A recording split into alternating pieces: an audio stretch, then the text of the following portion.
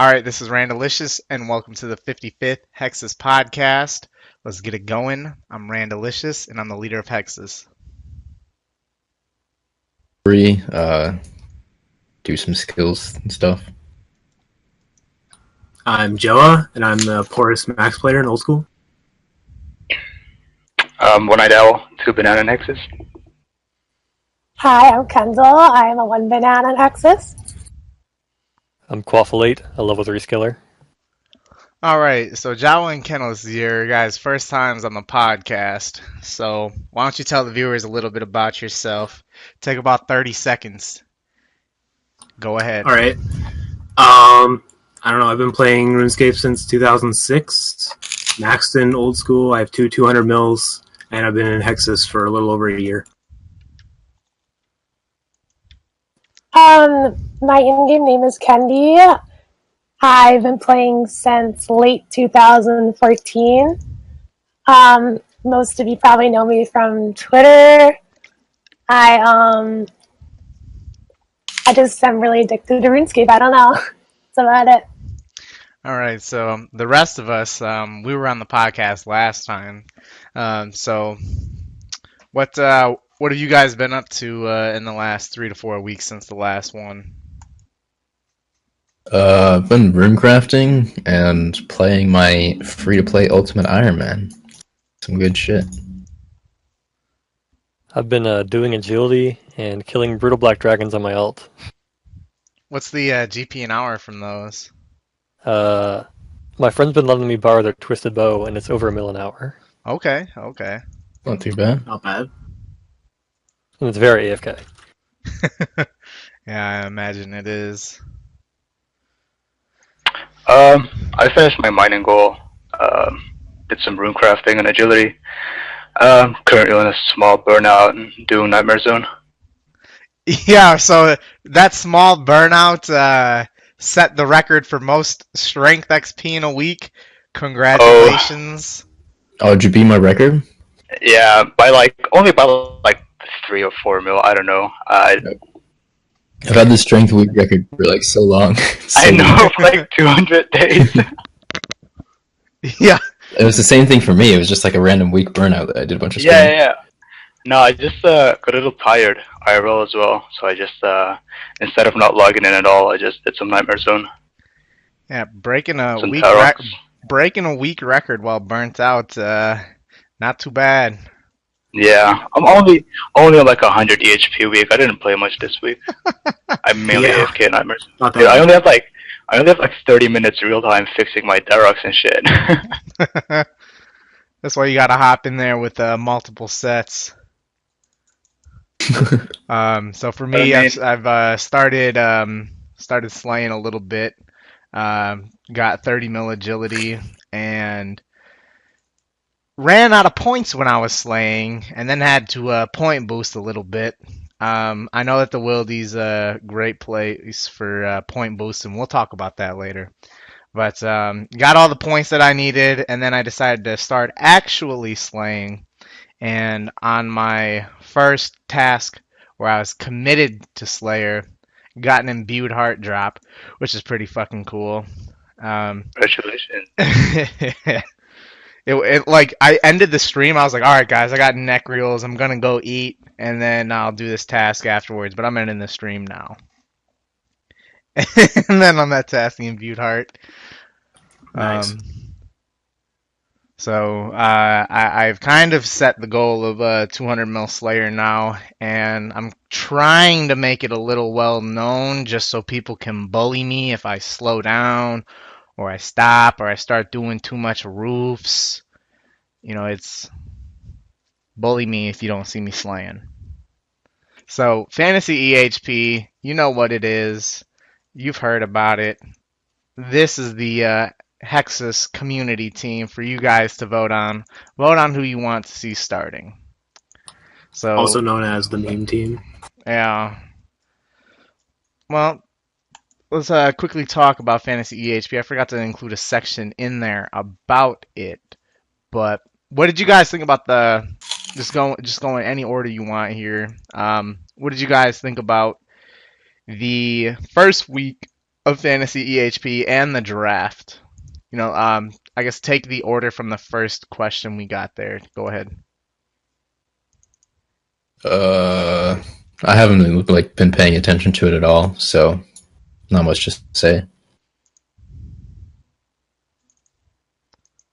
It's pretty cool. I don't know, kind of motivates people to mad gains. And it's my first fantasy HP, so I'm kind of excited. And I know a lot of other players who are pretty excited as well. For me, it's the first fantasy EHP that I've actually participated in.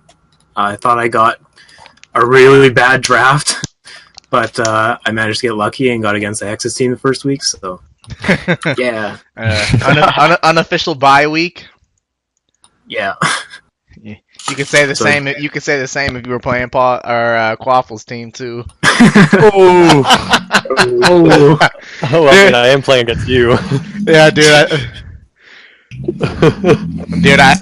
Have you seen like the top 3 or 4 teams have like a 90+ hour average? Yeah. That is fucking insane, dude. Meanwhile, the best person on my team doesn't have 90. Yeah, it's been great so far. I've been very excited from it. I'm sure that it's got a lot of other people motivated as well. I'm going to keep remaining in talks with the community-run team to see if I can acquire myself, but I don't think that's going to happen. Yeah, Fantasy EHP is a great thing. A lot of people like it, and it's going to be a good season. Yeah. I just checked week 1 again. So Team Marco is currently rank 1. Hey, I'll post the link for that in the Twitch chat. For you can. I'm watching Twitch on my phone. I got it. But yo, like Team 2, 3, and 4 all are on the same HP week, like 549. It's pretty cool. Yeah, that's crazy.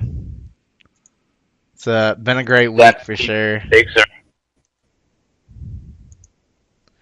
But all right, Quaffle, talk about your team a little bit.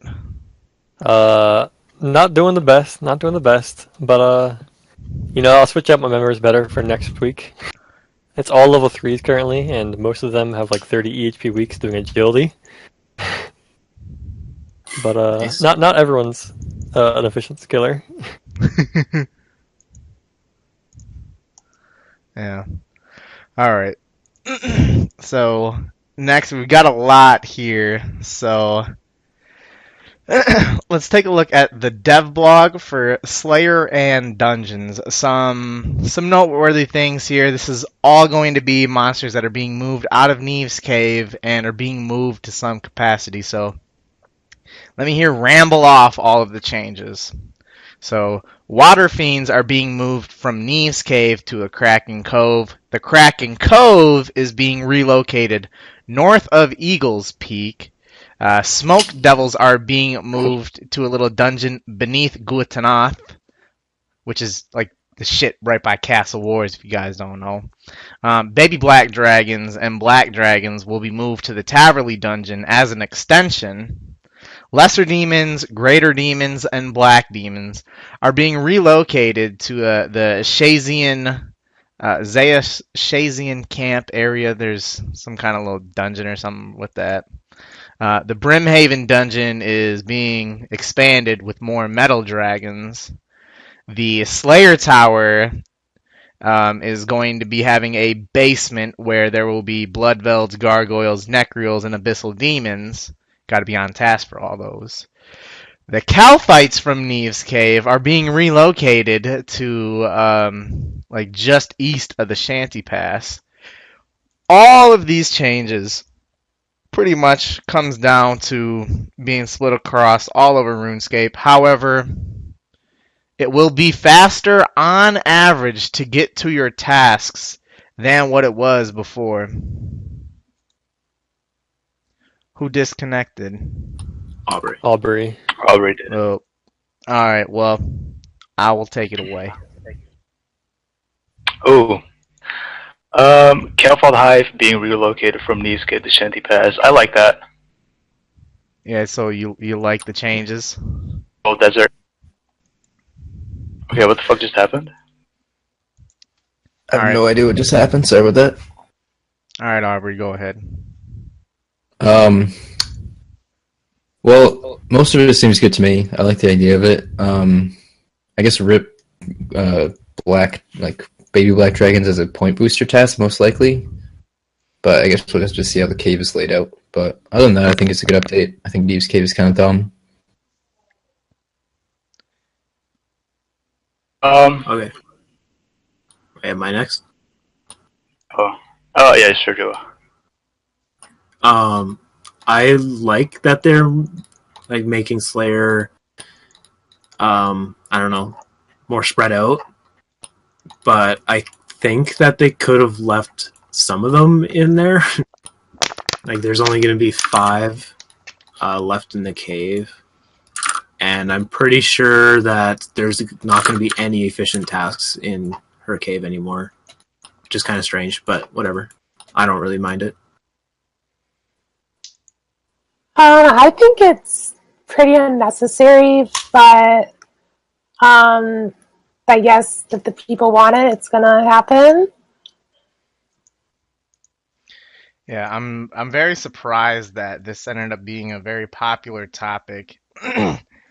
And thankfully, on average, everything is faster to get to. One of my fears was that everything was going to be spaced out so much that Slayer would be getting nerfed. Thankfully that's not the case.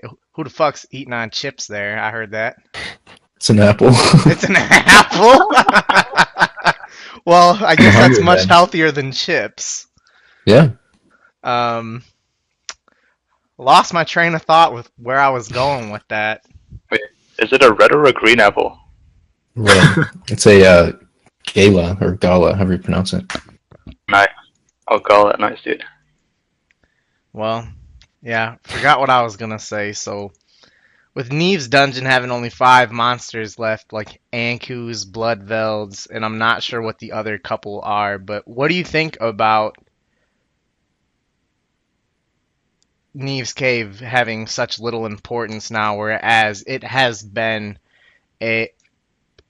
probably the most important Slayer area that we've ever had, and now its value has been diminished. You see, I hate Neve's cave. It's gross. And it's just so crowded and ugh. You see, so good riddance. The real problem lies with it's like Steve came in and he just let the cave go to shit. That's what happened. And that's why everything. It's all Steve's fault, dude. Neve would not have stood for this takeover. Not at all.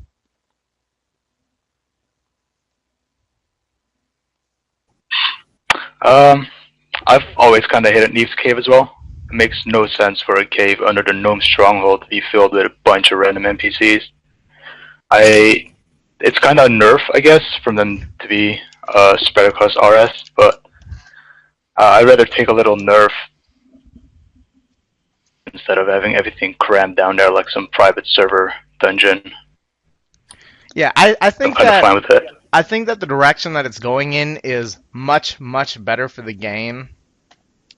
It really didn't make a lot of sense to have 20 different things in there exactly. the entire time. Like, I don't understand how you're able to put all those NPCs down the Gnome Stronghold. Like, see, I like lore, so like I don't know. I look really deep into this kind of stuff. I feel like this should have been done like in 2014. Like, I don't see why it's happening now. Mm-hmm. They finally have the time to, I guess. Yeah. It took them like a year to get rid of NMZ Guthin, so. Yeah. 2 years. 2 years. 5 days. 2 years, 5 days. Was it really that long? Holy shit. Yeah. Came out first week of September of 2013, and it was nerfed September 10th, 2015. The more you Did know. people start doing it like right away, or did it take a while for people to realize I'm it? sure some people figured it out right away, but it didn't really pick up steam until probably like 5-6 months after release. Yeah. But some people, I'm sure there were definitely dozens of people that were doing it up right upon release. All right, so there's a lot of changes that have been done to Slayer. What are some changes that you would still like to see done to Slayer? Probably unpopular opinion, but I'd like to see the same thing that was done to Neve's Cave be done to the catacombs. Oh, where do you Probably think they could? really Where do you unpopular. think they could fit? I think anything that's there that's like corrupted by the Dark Altar or has like a unique variant should stay. Anything that's not, just shove it somewhere else. I don't care. It just seems like it's a different version of Neve's Cave that's not multi. Like the problem the thing people didn't like about Neve's Cave is the same problem there. It's like chocked full of random NPCs for no reason underneath the city. Mhm. Yeah, I mean it is pretty much like Neve's Cave, but multi. They are making some changes to it, some very, very little killed monsters at least, Yeah, adding in abyssal replacing demons and a like bunch of the hill giants with shit. yeah, I think Cyclopses as well. Yeah, Like they had no That makes business no doing sense. that. Yeah. What the fuck? Yeah. Like, Cyclops are like a Warriors Guild thing. They have no place in the catacombs. So also Dark Beasts. What are they doing there? yeah, What? a bunch of things like Dark Beasts, Dagonoth. Why are there Dagonoth on Zeah? Yeah, Dagonoth Well, from two, one or two apparently they- monsters that you apparently they previously swap. had to do a quest to get to, you no Yeah. longer have to. Like, Mhm. to me, that almost seems like something that should obviously not be something you would consider putting there. Yeah. For changes to Slayer, I kind of hope that JX can separate areas, like make a dungeon that is more suited for non-canoning, like casual players.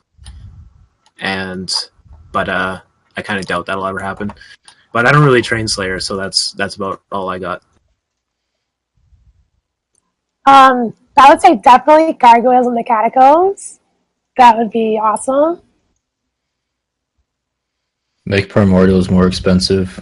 I need more money. I have no complaints about Slayer. I just kind of wish they never introduced those bracelets. You see, Yeah.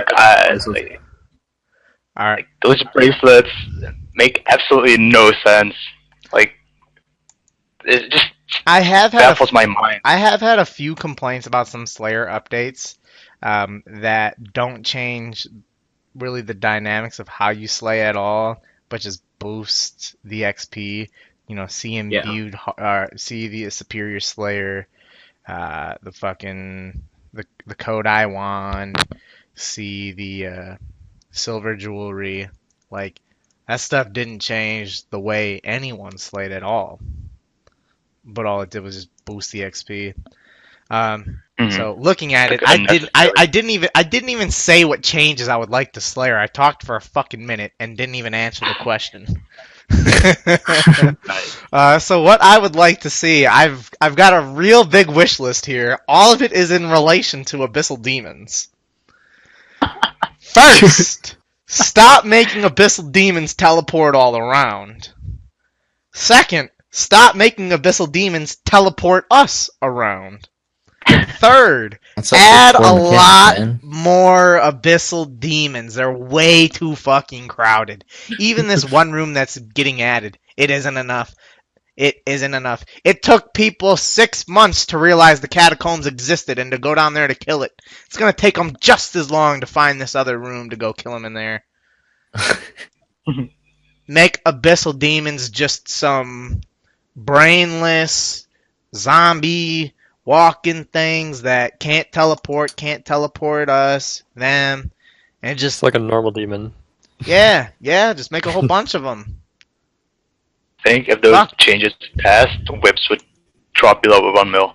Oh, fuck the price of whips. I just want a good task. Dude, I care about the game's integrity. I also want to see multi black demons. Just make it happen. I agree. Abyssless demons. Just demons. No, they're abyssless, not a normal demon.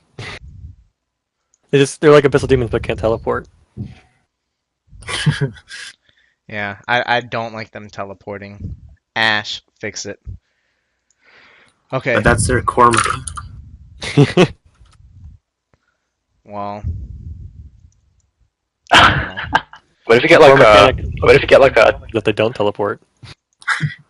Dude, I will buy any item for any price if it makes Abyssal Demon stop teleporting. Stop teleporting me as well. You should push an item that does that. Yeah, like teleblock grenades. That'd be pretty cool. It could be a nice drop that comes from Sire. You know, I don't know what you want to name it, but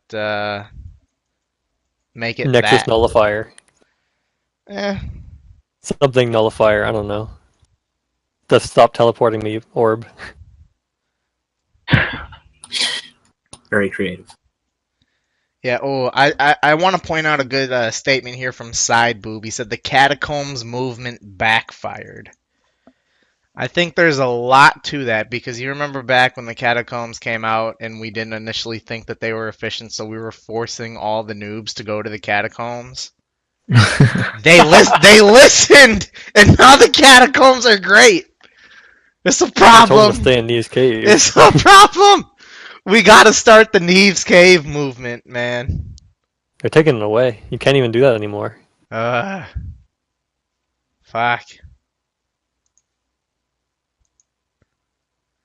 Okay, so also lost in this dev blog was an underwater agility and thieving training method that gives approximately 30k agility and 110k thief XP at level 99.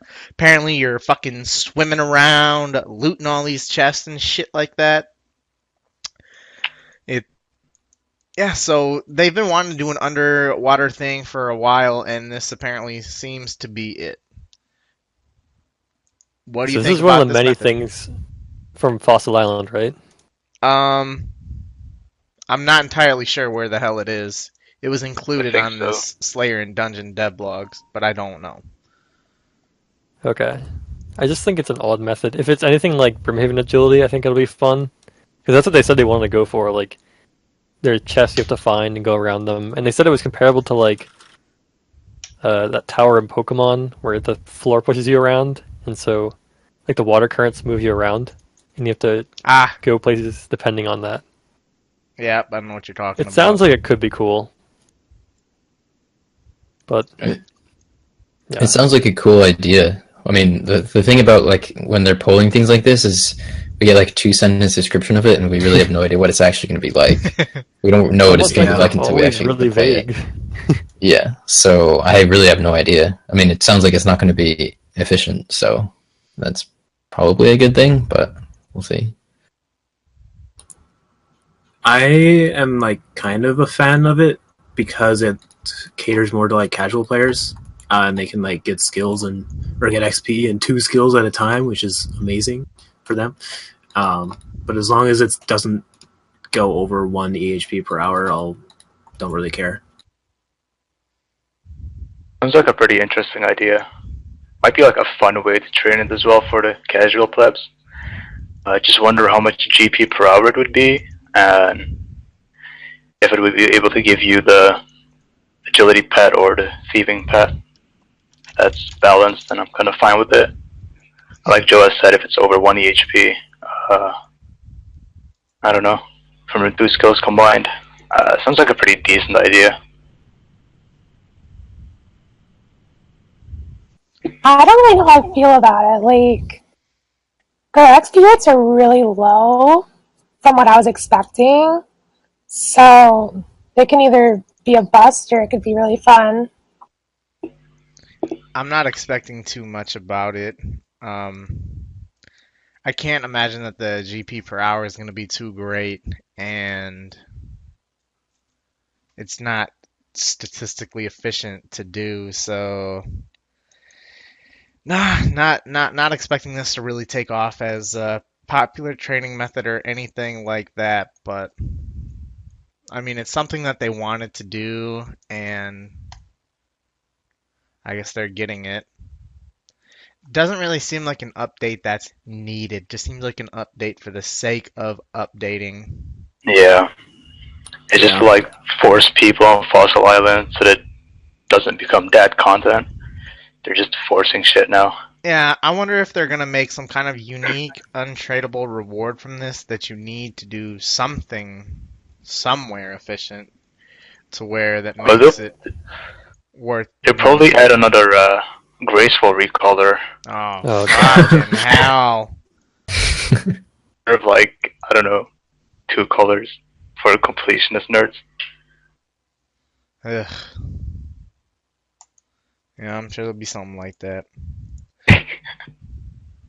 Alright, so Wilderness Slayer has come out in the last few weeks. Something that after your 5th task, you start getting 25 points per task. What do you think about the idea of Wilderness Slayer and the idea that that is the best way of point boosting for Slayer? Is it something you would ever consider doing? And what is your opinion about it and how it fits into the game? It's pretty unique, I guess. Kind of interesting way to train Slayer, although it's definitely not efficient at all. More for the plebs, I guess.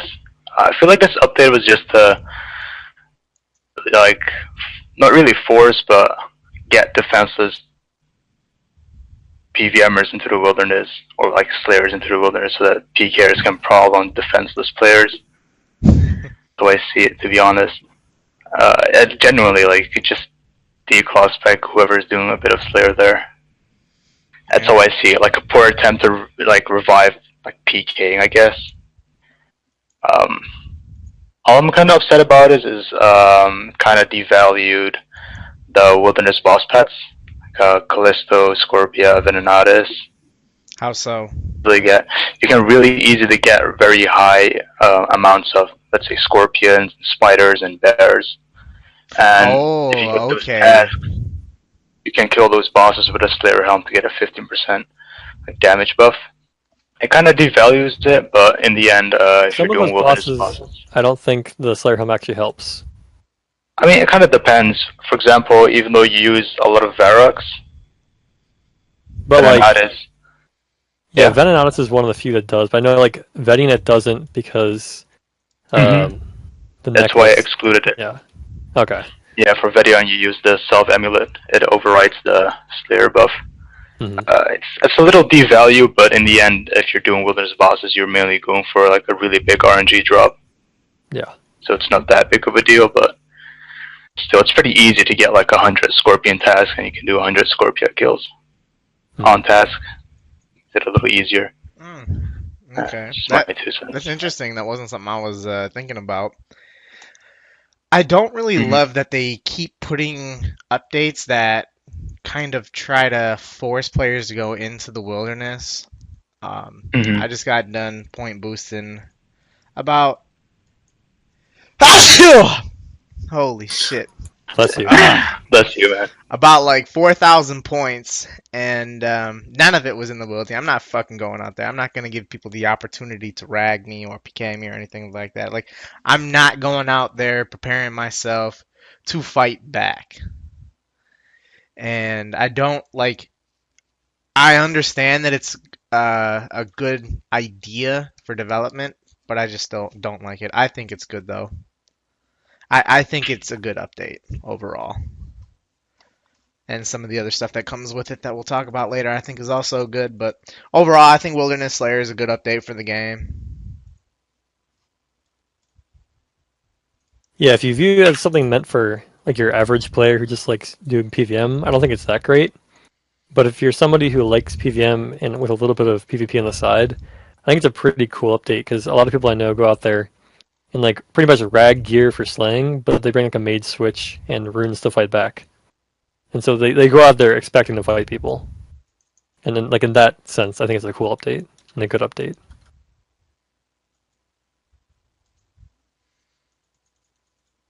From my experience, I've only seen people one iteming,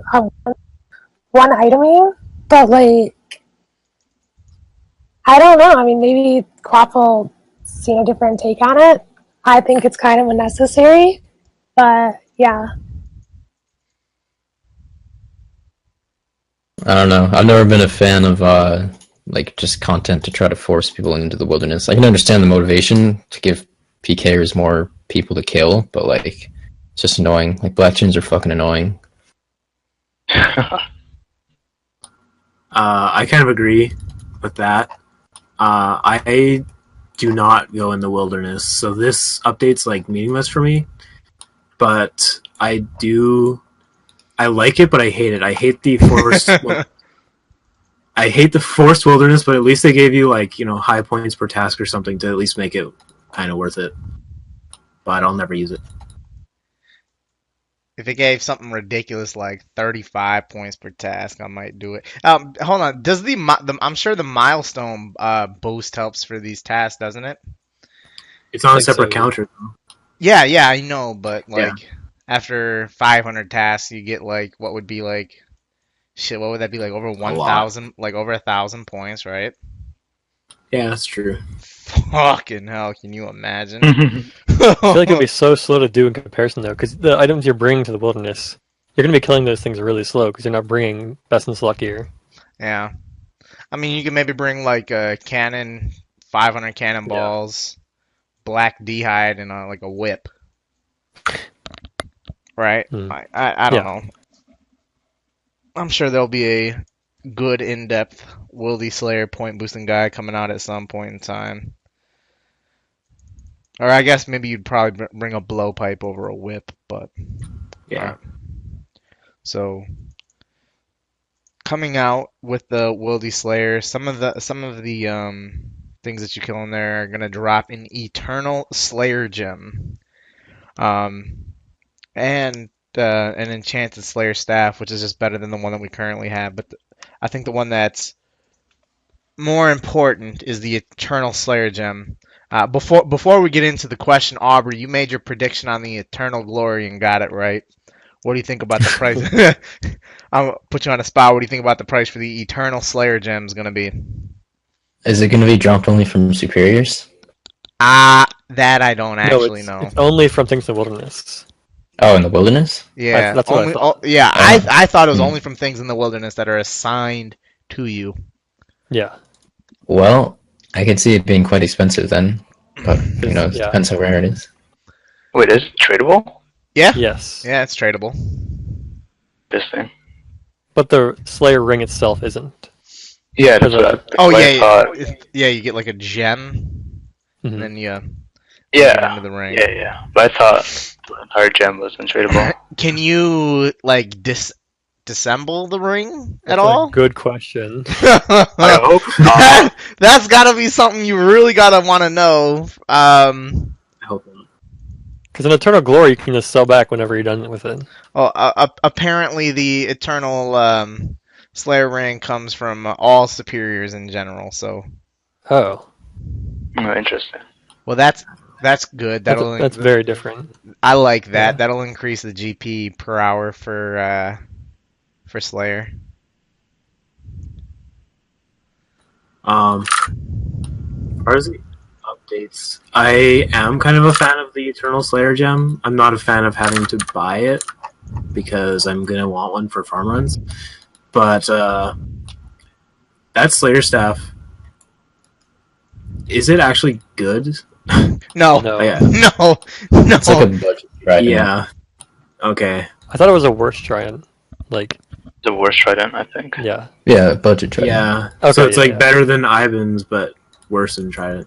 Yeah. Something around there. Yeah. So, dead content. Maybe Iron Man. Yeah, Iron Man trying to get tridents, maybe. Yeah. Useless. But the Slayer gem I'm a fan of. Kind of.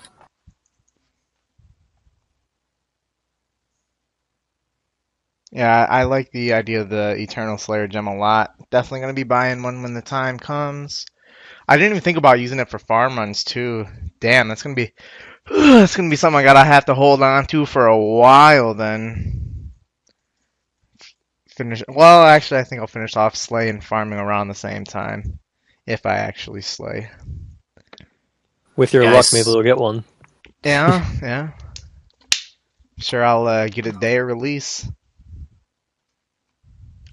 I think the internal Slayer gem is pretty cool. I like it to be like a consumable. Not really a consumable, like just make it untradeable after you make it, so that way there's always a Eternal Slayer gem sink in a way. Because it's way easier to obtain than an Eternal Glory. And it'll keep the price a little high. I'd probably not buy it on release because I still have like 1,000 Slayer rings I want to use before I think it'd be pretty useful for like farm runs and stuff. Enchanted Slayer staff. I think it's decent for like medium level before they get a trident to do like barrows and stuff. But about the Eternal Slayer gem, I don't know eternal jewelry things. Like, I'm pretty sure we'll get an eternal binding necklace soon. Coming soon. Oh. Lavas. Oh, that'll be. Lavas are already under 2 GP and XP. Yeah, why not make it even cheaper? I think the gem's a great update. It's going to be more useful than the glory, so it's probably going to be more expensive than it. That's a good point. It'll be a nice item to have. The staff, I don't really care about. It's not going to be used by me. Yeah, I didn't even think. Yeah, I think the gem is cool, and if I use Slay Rings, I'd definitely get one. And I don't get why the staff isn't better than the trident, because it's only useful on task, and it's only useful on like a single target that you mage, which is very few tasks in the first place. Oh, is Even it if it was task best in only? slot. Yeah, it's task only, it works. Oh, I was thinking like it'd be pretty good at like barrows, like low level barrows. Yeah, if you have a task. Yeah. Like the things it's useful for is very limited, like Kraken, I think. And Yeah. not much. If it was best in slot, I don't think it would hurt. Yeah, I mean, both of these are rather unexciting, but I think they're nice, just little things to add to the game because why not? I still have like 750 Slayer rings that I made 1,000 a while ago. That was over a year ago. I've only used 250, so I guess I won't be in a rush to buy that. But I guess I probably would if I do Slayer. I think I made like 200 Slayer rings about a month ago. Might have been a good waste of like a half an hour or some shit like that. But Eternal Slayer gem gonna be fantastic. Can't wait. Yeah. All right. I still have like 2 years of farming that I'm going to use it for. So. It's. I wasn't even thinking about that. So it's quite fucking useful. Yeah, much more useful than the glory. That was a good point you brought up earlier, Kendal.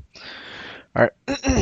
So next up is the new milestones for Slayer. Another Slayer buff, one that doesn't change the dynamics of how you slay at all, but is a buff.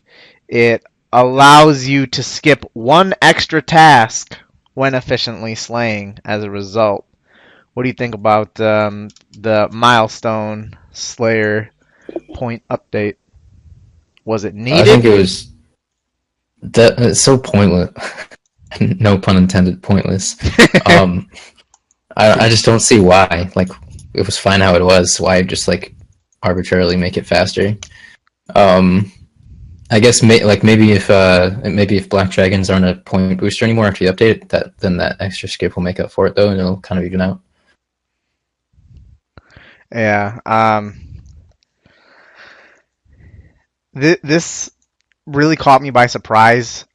Who was asking for the points being boosted? You know, at least for some of these updates, I can see that there's people asking for updates. You know, like for the Slayer being moved around from place to place. That I understand. You know, people had been asking about that for a while, and eventually it happened.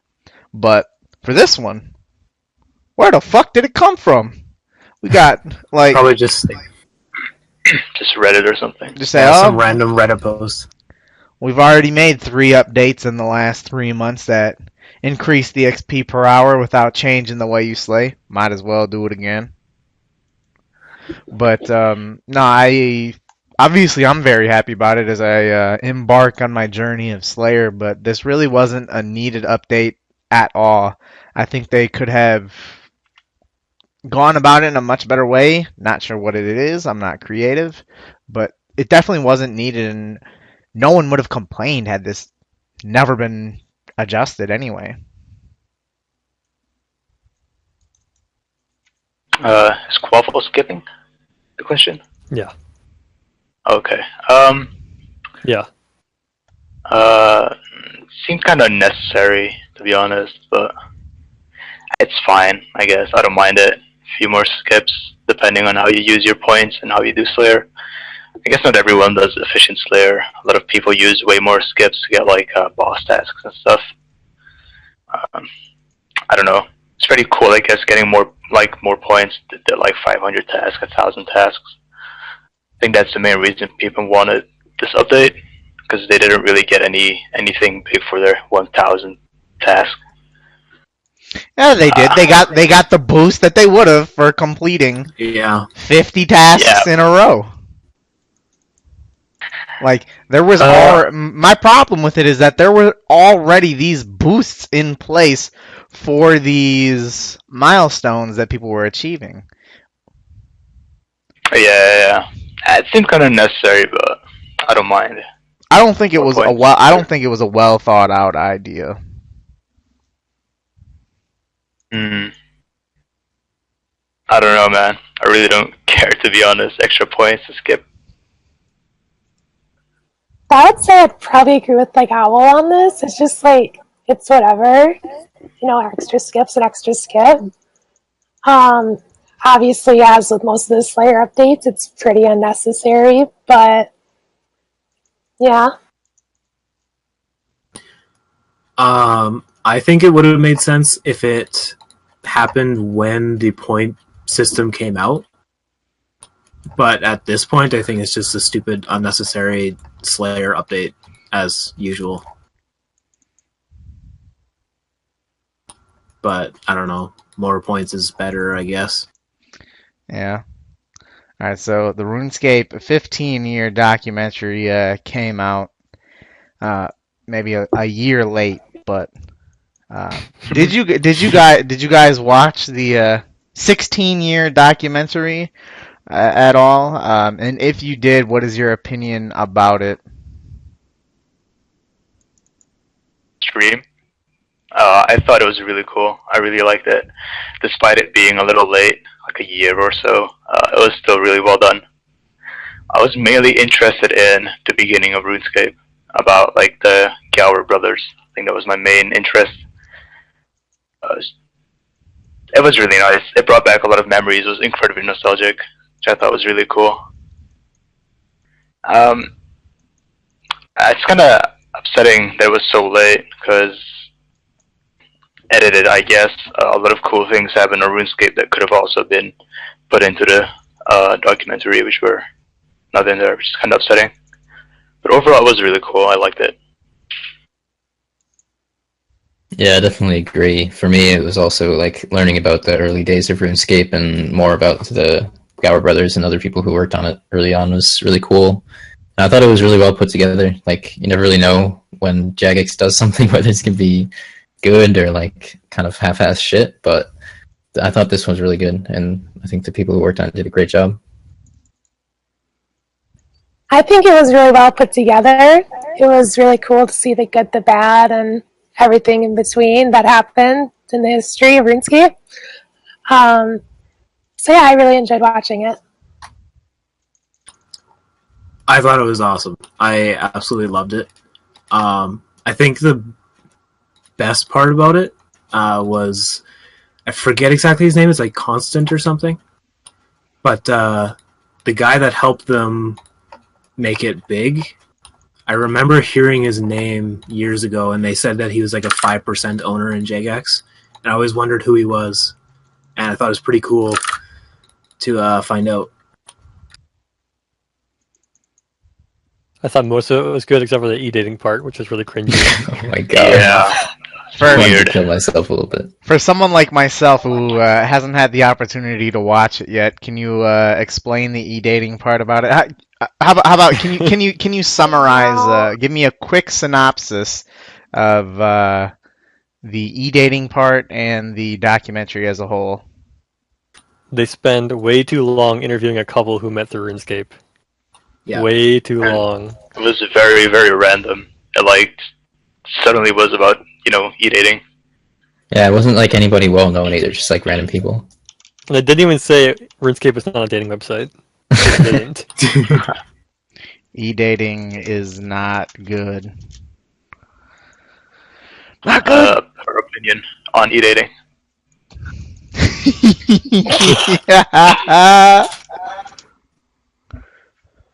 All right. I plan on watching it sometime within the next week or two.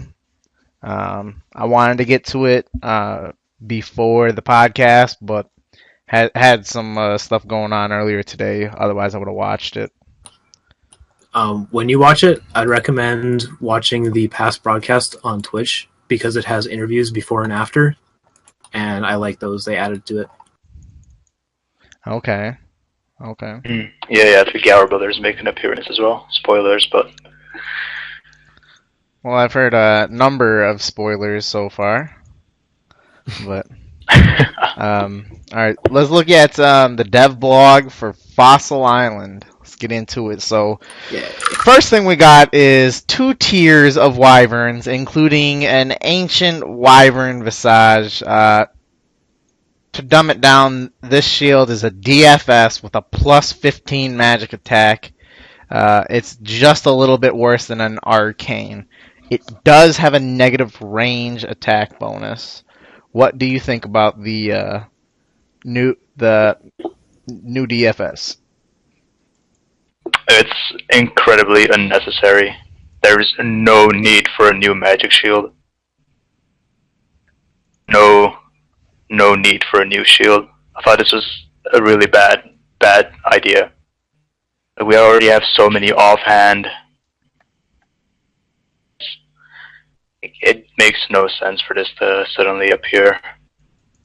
Like we have Zamorak book plus 8, Ancient book plus 10, Malediction ward plus 12, Mage's book plus 15, and then Endgame Arcane plus 20. So there's absolutely no need for another magic shield, especially if it even Dragonfire. It's like unnecessary.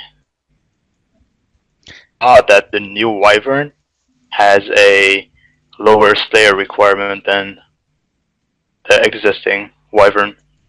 One of the wyverns does. Yeah. Oh, does it? I didn't read too much into it. Two stupid wyverns. Yeah. The fuck? 166, 182. 82? Yeah. Okay. It's not bad. And Still, that's like, the only one that drops unique the that shield. come from them. Is it like a 1 point, like, is it like, I assume not, but like another like 1 in 10k drop or something? Maybe, maybe not. Which, I don't know. It seems unnecessary. Like, really pointless. We have absolutely no need for another magic shield. Well, If you want to use magic, gotta give it a reason to kill them, I guess. I mean, regular wyverns don't really drop anything unique, but they're still being camped because of their overly buffed drop table. Hey, not a fan of the new shield. We already have a lot of magic shields. Yeah, I mean, it seems fairly redundant. I guess it fills maybe it will fill like a very small niche, but Like yeah. what? I Steel don't know. Dragons. It's like the I same know, as like, a Mage's book, but higher defense. So maybe it'd I be know good some for PKers who tanky like stuff. I don't know. do arcane DFS switches all the time, and they're looking forward to this because it's just like those two combined. Arcane DFS switches. What the fuck? People who like PK at Edgeville on PvP Worlds. Jesus fucking Christ. I don't think so, man. I think people usually switch from an arcane to a dragon defender. And if this shield has, I don't think this shield is gonna have any strength bonus. And it has negative attack. Yeah. Actually, I think it has negative strength. Negative strength. Yeah. I guess the only niche is like maging either steel dragons or like mithril dragons or like just like mithril dragons in general. But like, would you mage wyverns? I don't fucking know. Exactly, can't blame you for being a level 3 skiller. Fuck it, let's combine the DFS and a mage's book and then make it a little worse. Yeah, and it doesn't even protect you against Dragonfire all the way, just a little bit. I don't really like this. The 2 tiers of wyverns.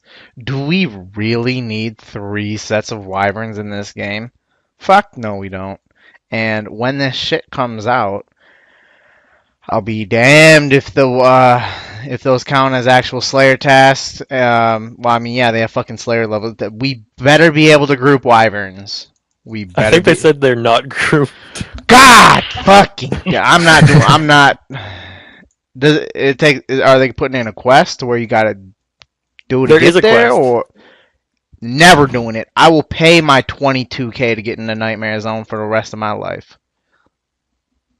I think it's 26K. Nah, it's 22K for me at least. Is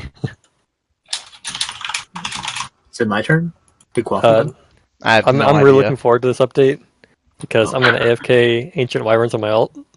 Because I'm sure they're going to be AFK as hell, given their most recent updates for things you AFK while ranging. It's just going to be like a Wyvern, but with more health and drops better stuff. And it's got like an 82 Slayer requirement, so there'll be less people who are bad at the game there. I think it's pretty overpowered in PvP, just because it's pretty much a DFS and Arcane put together. Pretty unnecessary, in my opinion. Yeah. I hate this 2 ways because we don't need a new magic shield, and I really hate items in each combat type that are pretty much just copy paste of each other with different stats, or even similar stats. We already have a DFS. Why do we need a magic DFS? I don't know. Yeah, doesn't RuneScape 3 have that? Probably. RuneScape 3 has the 3, the Inferno cape. They have the magic range and melee version of each of them. And I just hate updates like that, and I feel like that's kind of like this. I think it's the same with DFSs. They have a normal DFS and a green DFS, and that's all the combat style DFSs. I don't know. Yeah, I really hate items like that, and at least they're giving it negative melee and negative strength. It was -2 strength, so, but whatever. Does it have the same defense bonus as a DFS? It has 75 crush, 72 stab, 80 slash, 15 magic. But it has negative range defense. It's so unnecessarily OP. Where does it fit in? Wild TK. It doesn't fit in. It's useless. It doesn't. It's just I assume deep wild teams and shit. That's about it. Yeah.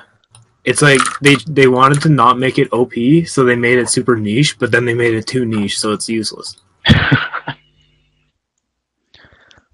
Okay, the volcanic mine.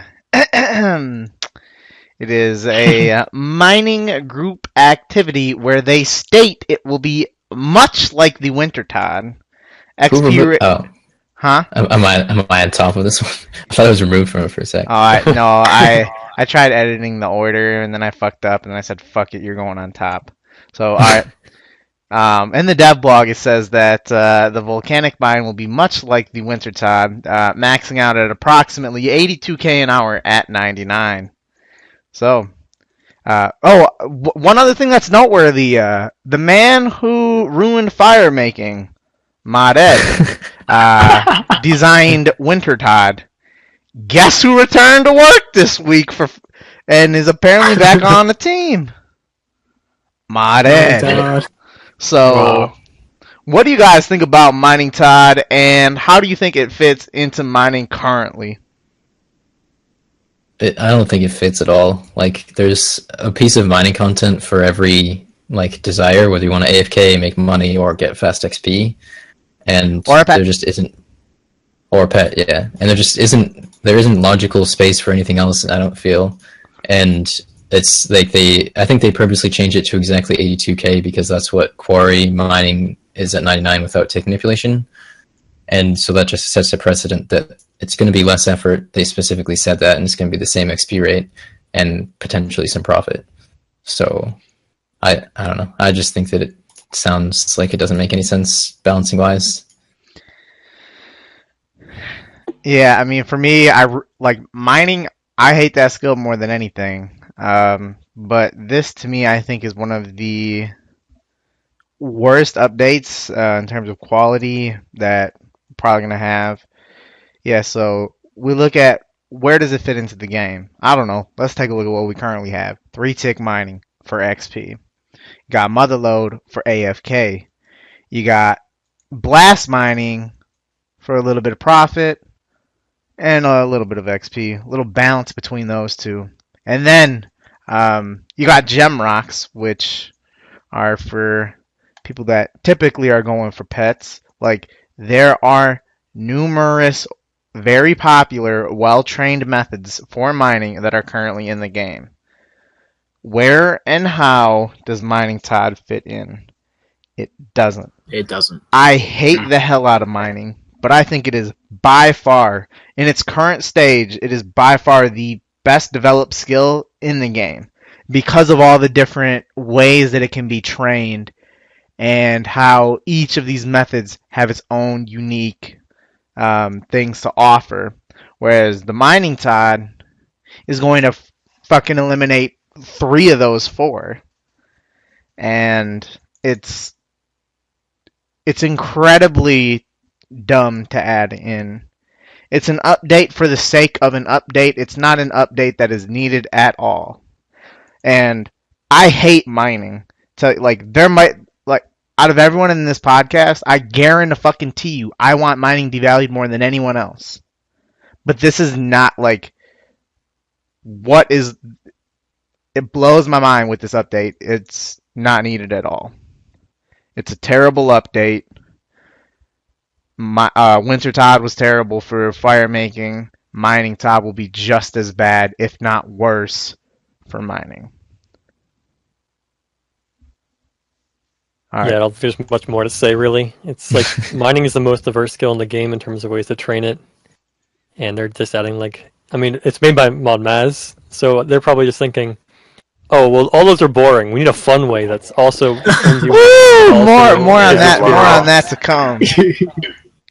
I mean, so far I just think their track record for things they've designed is not the best. So, I guess that's what we have to see in the future from them.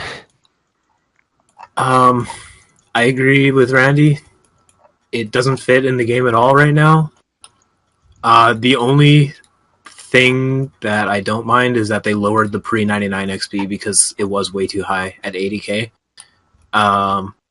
But I think it's unnecessary.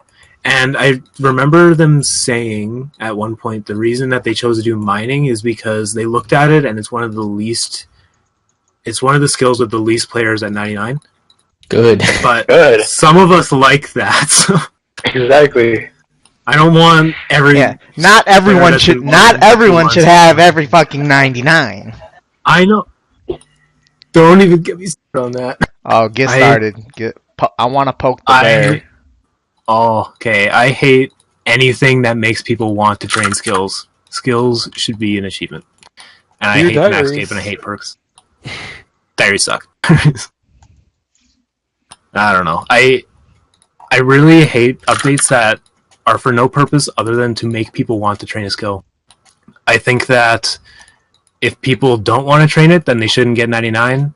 And if they want to train it, then they should get 99. If they like it a lot, they should get 200 mil. But I don't think that everyone needs a 99, and that's what RS3 is, and I can't stand RS3. I hope I'm not mumbling. Solid point. Yeah, I agree. Owl, you got anything? Uh, I don't know, man. It's gonna be a shit update.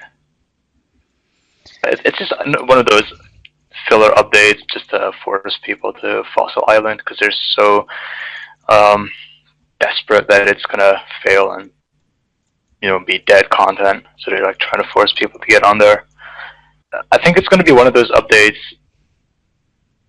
disappointment for the plebs, and then they're gonna rage on Reddit, and then it's gonna get a buff until it's good enough for the plebs.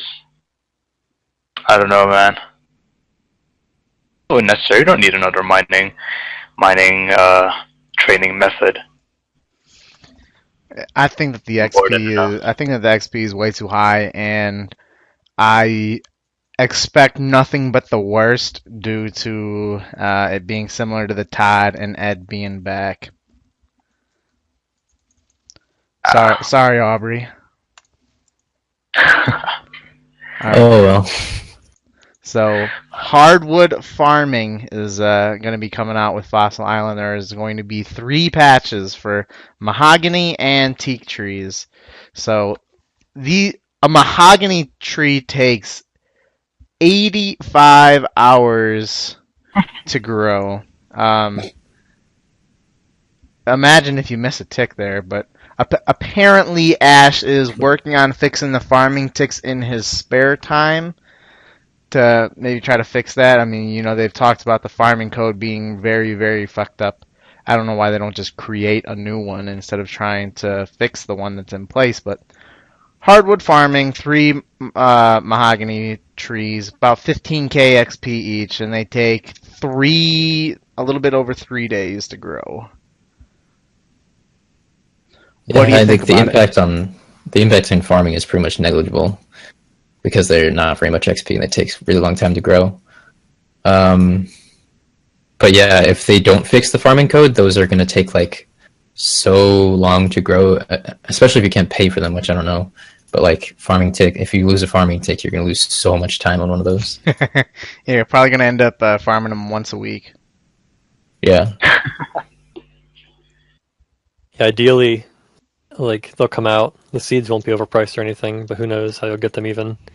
Mm-hmm. Maybe they'll come in mining Todd. Mining Todd. Yeah. But I plan on doing them twice a week if they're doable twice a week, or if you miss a tick, I'll do it the week following. It really depends on where the seeds come from, how expensive they're going to be. You're going to be able to pay for them. Are they going to be expensive?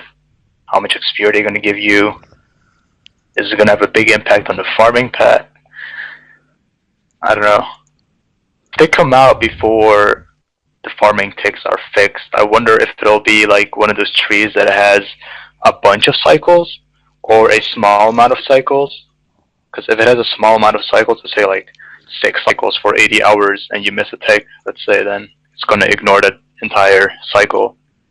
But if it has a bunch of cycles, it'll progress in smaller amounts.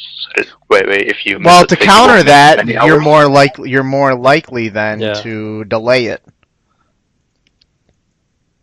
It's tricky with how it works. I don't know. I think that sure. it's hopefully it'll be fixed before these come out. Hopefully. I expect nothing to be done with the farming ticks. It's the way it's been, and I think that that's the way it's going to remain. But I think that this is a good update. It's something that I was actually expecting them to do to Zaya before, because fuck, how are you going to have such a huge landmass and nothing not to really do on it? I think they'll do redwood trees, like redwood patches in Zaya. Yeah, I'm surprised that that's not coming. Hasn't come out yet, but no, I think this is a pretty good. I don't know if I like how long they take to grow, but it's going to be. This is a very, very minimum impact on farming, and one thing that it's doing, it's forcing us to fucking go to this fossil island. So, you know, they've done a good job in putting in non-dead content with this as an update. I agree with that. I'm glad that it's not going to be dead content on release. But when I first read it, I misread the timer, and I thought it was going to be like 2 days or like 1.5, which I would have been more of a fan of. I don't really, not really looking forward to only doing one of them per week. But at least there's more than one tree, so it'll help a bit. It'll definitely have a big impact for me because I only do 5 magics a day, and so it'll be a bigger percentage increase. Ah, shit, I think I'm gonna go on a farm run right now, too. Now we're talking about it. Sorry, Quaffle, I won't be lapping you this time. I think it's just another kind of unnecessary update. I don't really think there's much need for it, obviously, to get people to go to the island. But, yeah, it seems like really geared towards Iron Man, so they can get their planks or whatever. Because, yeah, I don't really know what's the point of adding it. To get people to It does go. seem weird that there's 3 right next to each other. Yeah, any potential Yeah. of some birds being there? Yeah. Have your own custom your own custom 3-tick spot. That'd be cool. So another thing that's coming out with Fossil Island is Kevit tracking. Apparently this tracking will be approximately 160k an hour at level 95.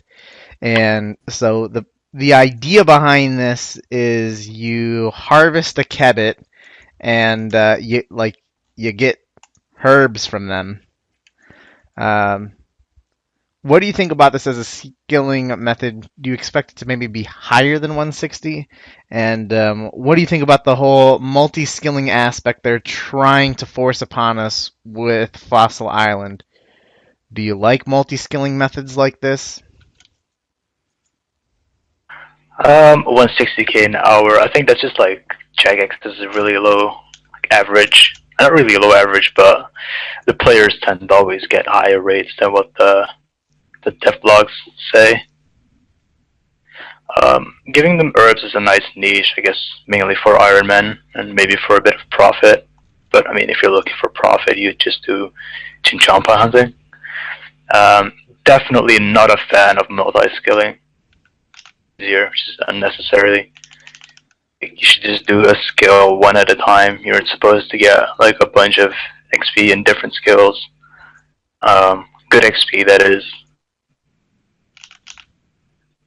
Like, it ruins. Like, you're kind of ruining skills. Like, you're supposed to do both. Let's say for agility and thieving, you're supposed to do, agility separate, thieving separate, and if you're combining those, you're just making one of the skills just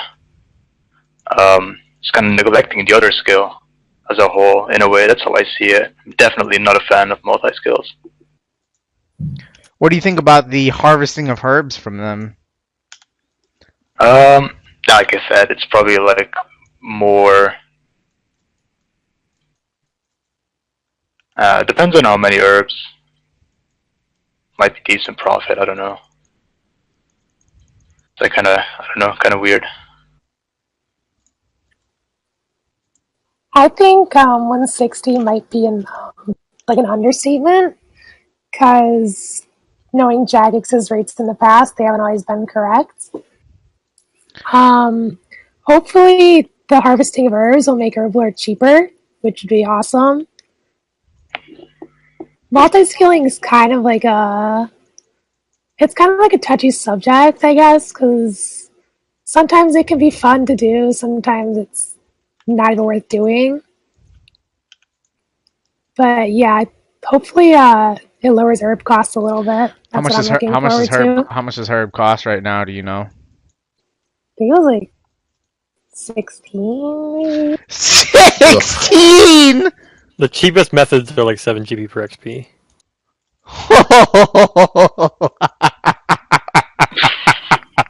Holy shit. Oh. Well, I think this is an interesting method. I think this is much better of an idea than the underwater thieving and agility. Um, I think the rates will probably be higher than 160. I think they might have walked a little bit while trying to track these. Maybe they didn't factor in the use of staminas. I think this will end up being a pretty damn good method to do. I think this will be something that you will see a lot of people doing. Much more so than the underwater thing.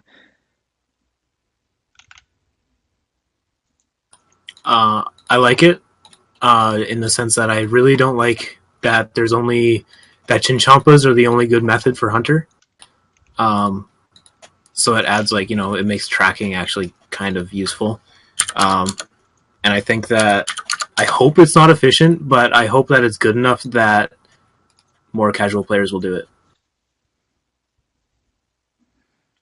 I'm not really a fan of any update that's designed for Ironman. That's true. Yeah. Yeah. And Fuck group Ironman. Really don't. Fuck group Ironman. Go ahead. And I don't get in the dev blog. They said it gives like herblore experience too. Yeah, because you're harvesting for herbs, cleaning them. And I tweeted Maz about this. Like, more on that. Yeah, but what Maz said was you get the normal experience you get from when you collect herbs, and I said you don't get herb experience from collecting herbs.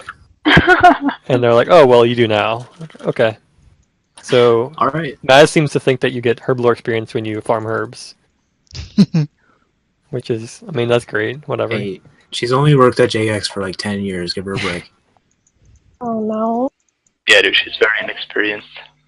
Maybe the other method's just too boring.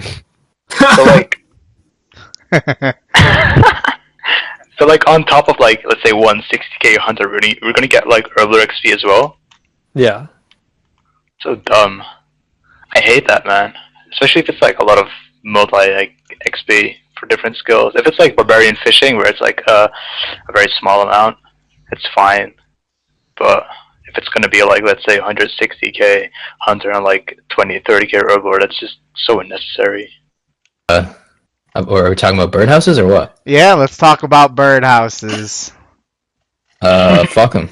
I think it's just a prime example of zero thought put into it. Oh, but actually before we dive really into this topic and the next topic, I just want to put out there that we have had our moments in this podcast where we have given some praise, and we have given some negative feedback as well. Here is where it is going to get next level negative, so just a heads up for everyone. Let's get it going. I don't know where to start. You got the floor. Just seems like everything in the devlog is incorrect. I don't know what went through their head. Every time you ask Maz a question, they just give some really roundabout answer to nothing related to what you ask. They seem to be completely oblivious, like most of the people of the game are, of how the game actually works. Do you want me to go into it? Oh no, keep going. Okay. I made you right up front for a reason. You seem to know more about this than anyone I've seen on Twitter, and I want you to please enlighten us all.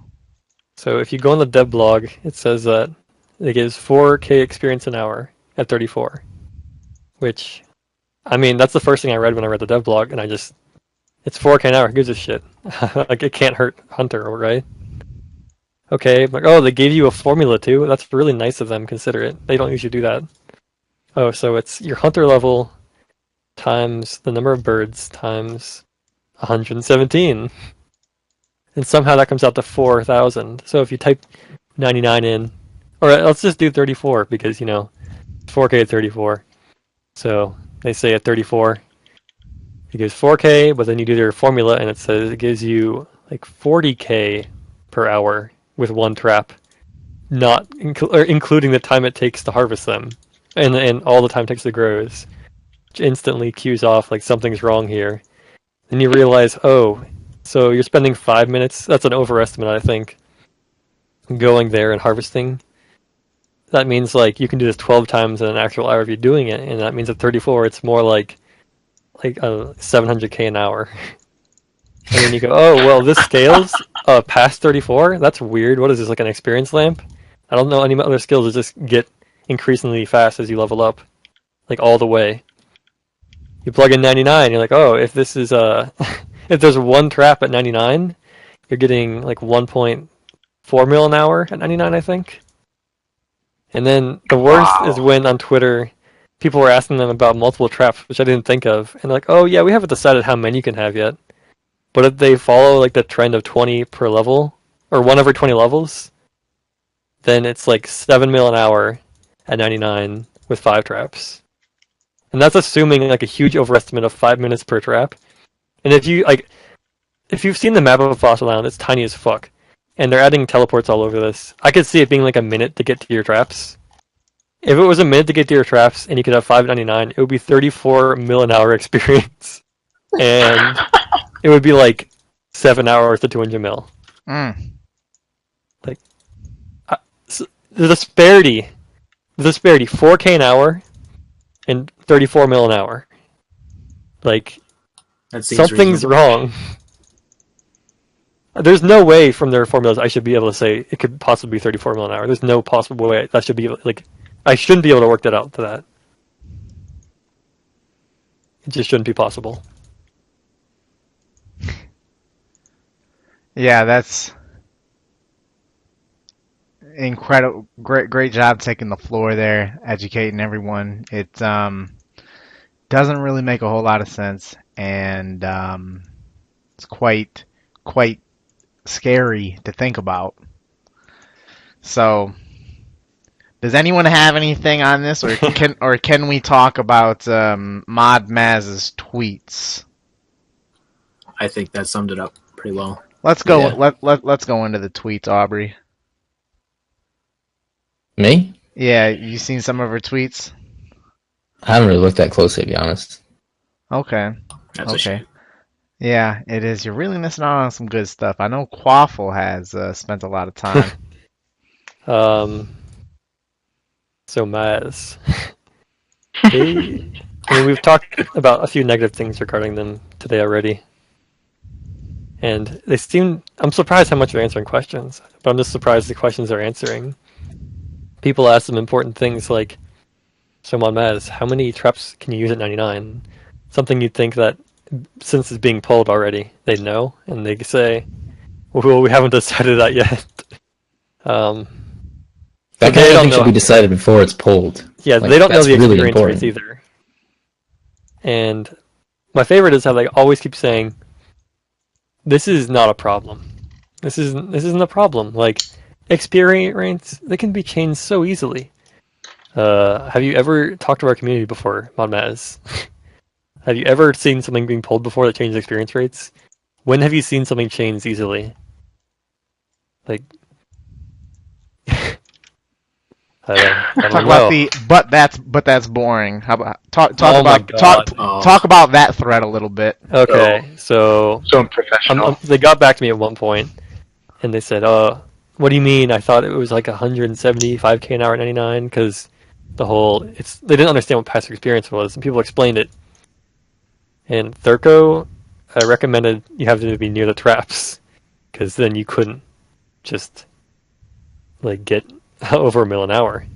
And Maz's reply was just that, but that's boring. I mean, yeah, it would be boring, Maz. I agree.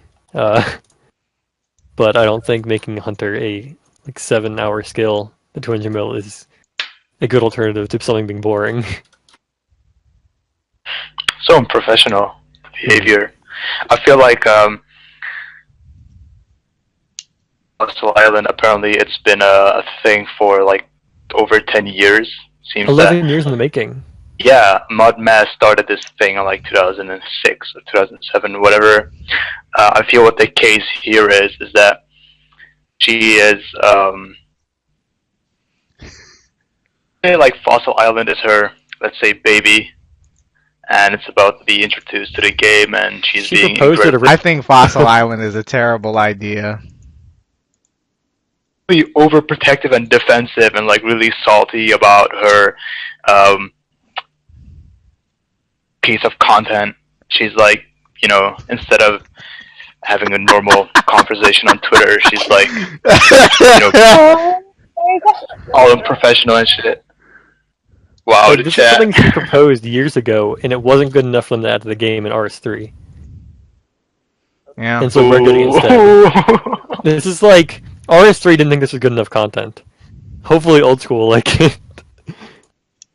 Wow, like, And yo, they what the do. fuck? We're getting Everything like passed. budget content. Yeah, 88% passing these birdhouses are. Yeah. If only they knew. I really hate how they can't understand what passive XP is. Like, so many people were explaining in tweets to Maz what passive XP is, including me. She didn't really respond to me, but just seems so dumb. Like, do they think that people sit by their magic trees and wait for them to grow? I don't get it. Yeah, I tweeted that out. It was good. AJ's tweet. that was a phenomenal fucking meme, dude. Didn't someone once stream that where they sat near a tree for like countless of hours until it fully grew? Yeah, I'm sure someone has at some point. There's got to be people. Yeah, I just think that Maz is incredibly salty because people are giving her negative feedback about her content, and she's being really unprofessional and defensive on Twitter. It's almost like when people gave Ghost some feedback about that Superior Bloodveld at first. I mean, you just take it like a champ, and you just work your way around, you know, the community's feedback. But that's Jagex, you know, they get some negative feedback on something they've done wrong, and they just neglect it and ignore it. And I think like they should be happy that we told them about this because it's going to be really overpowered, and they obviously didn't realize it. And then we're supposed to be a community-driven game, and then they're like borderline ignoring us and giving us really bad answers. Really bad on their part. Really unprofessional. And I don't want to say anything like bad against Matt as like a person, but like obviously, if you've seen Q&As and stuff, they don't even want to show themselves on stream. Like they seem to be the kind of person that just doesn't want to have the potential for people to say bad things about them. Like they never want to be on camera. They don't want people like making memes about how they look like, or like, oh, this person's ugly or anything. But we don't know. So and they don't know either, and they just like want to avoid it at all costs. They'd rather not hear the feedback at all than to hear it and adjust towards it. Yeah, maybe Mad's like really self-conscious or something about her. Yeah, I don't know Maz, but I don't know, man. I don't want to assume things, but that's how it seems. You know, how she's reacting on people's feedback on her content. Yeah, it sounds like it's her child. Yeah. She's been working on it since she worked at or at Jagex in general. Now people are shitting on it, and like every single thing about the entire island sounds disgusting. Yeah. So some other updates that have come out is the Client of Corund quest. It is a novice quest that takes about 10 minutes of time, which instantly gives 20% favor to any house and doubles the rate at gaining favor. What do you guys think about this quest? This is the only quest that only old school original quest that I've done so far, and that's because I don't have 100% in all the houses, and the reward's OP. I think they could have just doubled all of the favor gain closer to release of Zaya, rather than locking it behind a novice quest and releasing it like years late. But yeah, I don't know. I'm happy because I hate getting favor and I hate wasting time doing completionist stuff. So, yeah. This quest would have been perfect if it came out with the release of Zaya. Like, it makes sense as a Zaya release quest if you've done it. And if they wanted favor to be faster than it is, then, you know, that would make sense to or they just wouldn't have the double favor gain and have it be like that in the first place. But releasing it now is just, I mean, I guess it's still good that the quest itself exists, but as far as doubling the favor, it just is so absurd to me. Like, a 10-minute quest and suddenly you save like 7 hours. Yeah. It just doesn't make any sense at all to me. Yeah, I don't really like this. I think it would have been a perfect update had it come out upon release, or even like a month after. But at this point in time, I don't think it's a good piece of content. Like, they have numerous times adjusted the way favor is. Before, you could only have a favor in one house.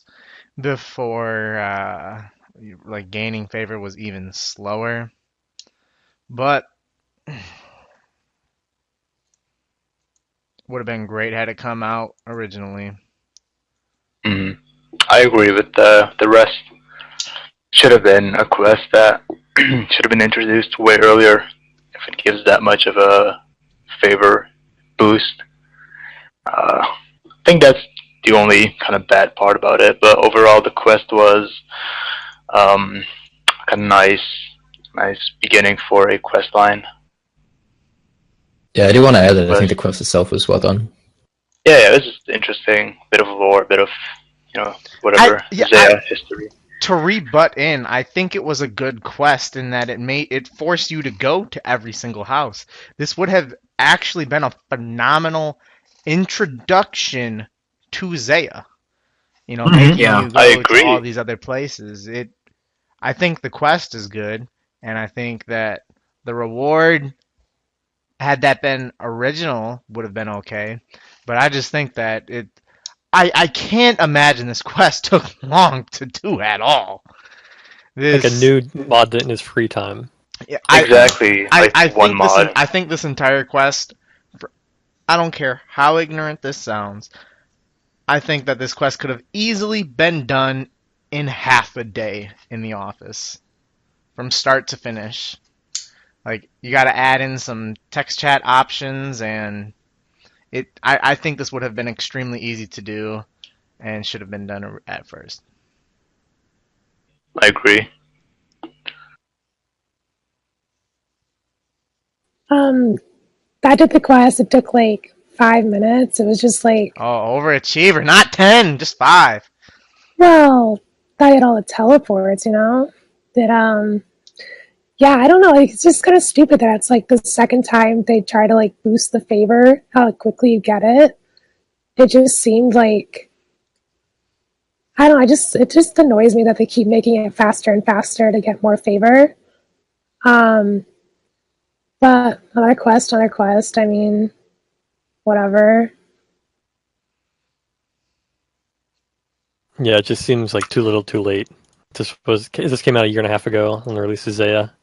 Would have been a cool introduction to the city, but it didn't come out a year and a half ago. Yeah. Like, most of us have been to Zaya already. We know where everything is. We know how fucking obtuse it is and how ugly it is and hard it is to get around. Oh yeah. Oh, speaking about that, I was trying to use the minecart system at raids, and that little dwarf told me to fuck off. That. What the hell? What do you have to do to be able to use that minecart? Did you ever get that fixed? Can you go to the minecart? Yes, I can use the minecarts. When I was in Lovakang, I did it. Wait, can you go from Lovakang to Zaya or to Mount Quindamortem? Is that raids? Yeah. I was gonna say I have no idea what that is. Yeah, you can. Like, so you have done it? Because you have to bring a scroll to that guy first. Well, I haven't done that, but I could use the rest of the minecart system. So when I was doing this quest and following a guide, I got really fucking pissed off when I couldn't use that minecart. You have to bring a scroll from the guy in Lovakang to each minecart guy, and when they add the new one, you have to also bring a scroll to him. Stupid. Yeah, about navigating on Zaya, I had a really hard time finding the general stores because Zaya is so obnoxiously large for no reason. Zaya has been out for over 15 months, and every time I go there, I still need to use the OS Buddy world map to figure out where I am and what I'm doing.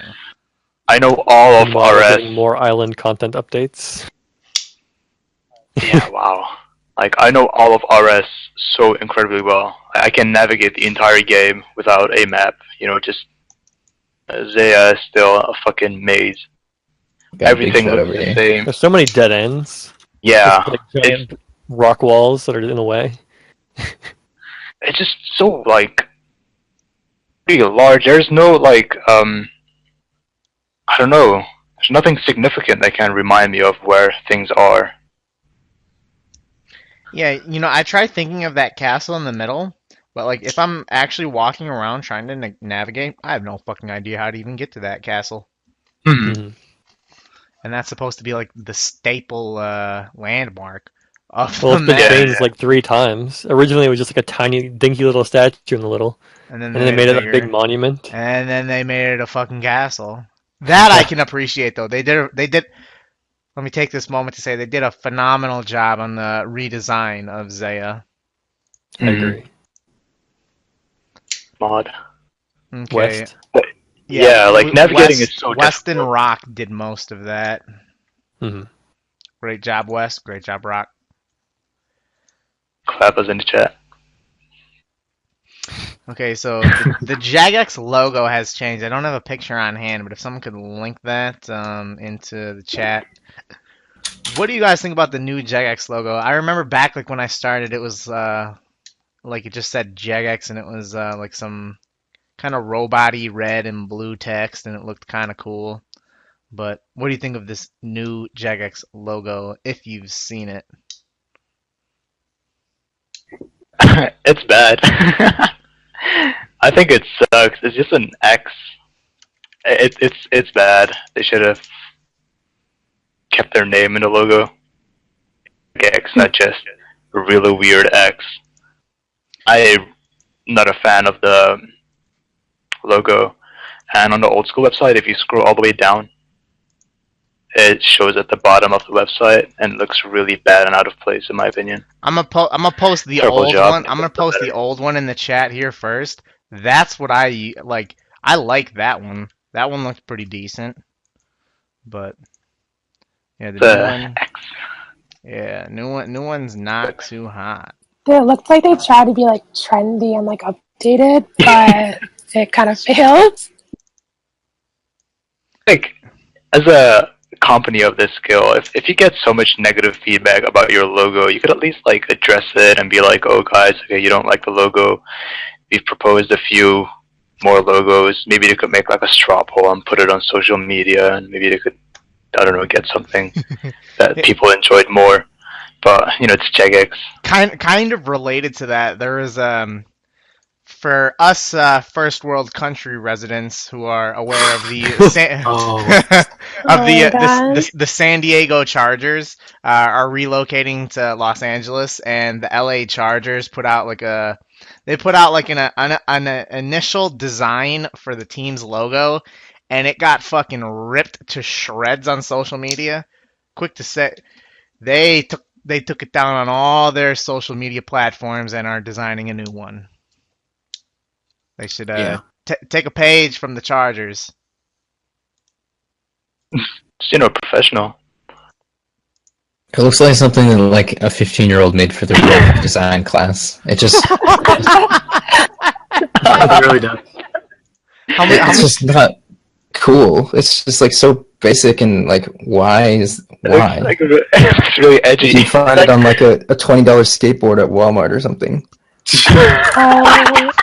That's amazing. It looks like a what's it fucking called? Like a freshman art class project. Like what was wrong with the old one? I thought it was cool. Yeah, if it ain't broke, Again, don't fix it. Jagex, that they're unnecessary changes and updates. Didn't that foreign investing company purchase? Maybe they wanted a new logo. I don't know. They should have changed it to be in Chinese. It looks Chinese. Yeah, those old Jagex logos I think were best. Alright, so something that I was very shocked about. Let's talk about the free... Hey, I didn't talk about it yet. I want to talk about it. Alright, go ahead. Okay, I think I don't like it, But I think the reason that they pick something that's like more modern and minimalistic is that they want to start putting out new IPs like besides RuneScape, and because that looks like the type of logo that you can just slap on a box, and I don't know, like be like, what the fuck is this company?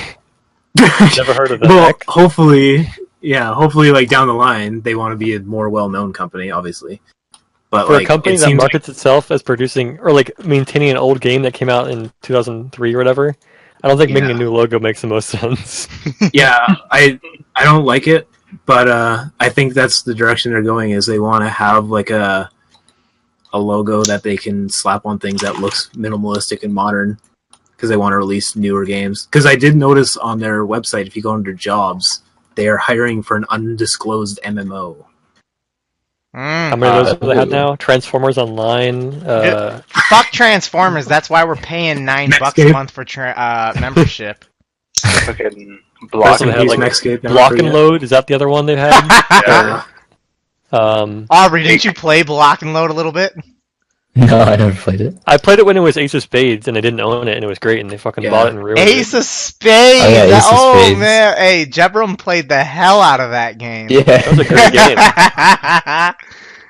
Dude, Jebram's got several Ace of Spade videos or he at least streamed it.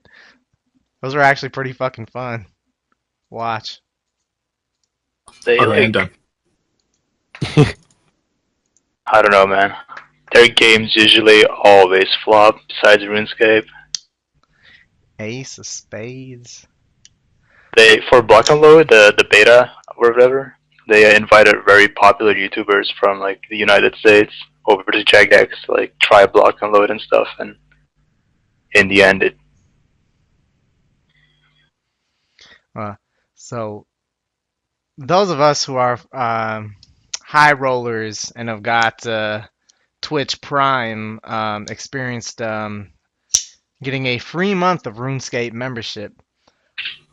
But from like a marketing standpoint, what do you guys think about Jagex partnering up with Twitch to give a free month of membership to every single person that has Twitch Prime? What do you think about this idea? Purges the non-believers and free to play. Undevalued content. I think it's good for introducing new players into the game, but at the same time, I saw some tweets from people who are streamers, but they don't play RuneScape, and they thought that this month's just sucked. like they were just complaining about how they weren't getting anything good. So I don't know how much it's actually going to help, but I don't mind free month membership. I think it's going to help players that already play more than bring in new players. Mm-hmm. Yeah, I feel like if you're someone who doesn't play RuneScape, a month membership isn't going to make you like RuneScape. Yeah. Luckily, I have lots of friends in real life who have Amazon Prime, and I got like 3 or 4 months of membership. Nice. Nice. Damn. All have friends, IRL. Wish I could say the same. Nice, you have friends? What's that like? Sounds lovely. I think it's a cool little thingy to get people to try it. I mean, like that was said earlier, I don't really think it's going to make somebody want to play, really, but I don't know. It's kind of like a different thing. If anybody has a code, tweet me. I got one person I know to start playing, and they were like, "This is what you spend your all day doing. What the fuck are you, stupid?" I'm like, as a matter of fact, I am.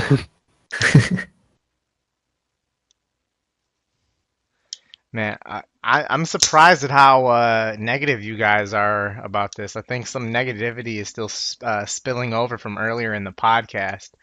I think this is fucking incredible. There isn't a better demographic than Twitch nerds, and I think it's a brilliant idea, and I'm sure that they will, like, think of all the thousands and thousands of people. If maybe they won't play RuneScape long term, but one thing, like, there are so many games out there for it to just pop up as a potential. Just think of all the potential that's in there. There is a lot of greatness in this, and I'm very impressed that they were able to do it. Had they been able to do it, had they been offering this during the Deadman Mode tournament, I think that would have been even better. That would have been a lot better. Like, that would have been like a fucking home run. Or I'm sorry, a grand slam. This is just a home run here. Great fucking job. Whoever was able to get this to work the way that it did,